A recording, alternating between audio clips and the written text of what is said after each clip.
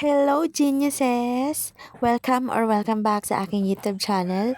So for today's video guys, ituturo ko naman sa inyo kung paano mag-delete ng YouTube channel. Simpleng steps, pero matututo kayo. Okay, so wala nang eme-eme. Let's get genius!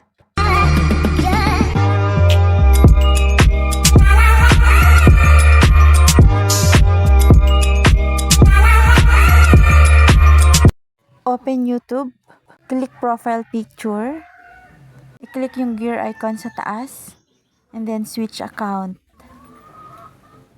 Tapos, pipili ka na ngayon ng account na i-delete mo sa YouTube. So, kapag nakapili ka na, i-click mo ulit yung profile picture mo sa baba. And then, Google Accounts, and then Data and Privacy. So, scroll mo lang siya hanggang sa makita mo yung delete a Google service. So, scroll mo lang siya ng scroll. And then, pag nakita mo yung delete a Google service, i-click mo siya. Ayan. So, bine-verify ni YouTube kung ikaw yung gumagawa ng action na yon. So, once na ma-verify na siya, ganito yung lalabas sa screen. So, kapag nakita mo tong bin icon na to katabi ng YouTube, i-click mo.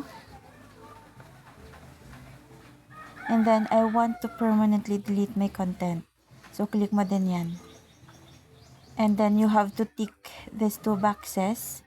Ayan, kailangan naka-check siya. So, kapag may check na yan, i-click mo yung delete my content sa baba. Tapos, i-type mo dito yung Gmail account na ginamit mo dun sa YouTube channel na gusto mong i-delete. Okay, so kapag na-type mo na yan siya dyan, click mo delete my content. Nag-a-update na siya. Sabi dito, your content is being deleted. FYI lang po, yung YouTube channel lang po yung na-delete, pero yung Gmail account nyo is active pa rin. Pwede pa siya magamit. Okay? Sana po ay nakatulong. Subscribe na po, and ako pong bahala sa lahat. Bye!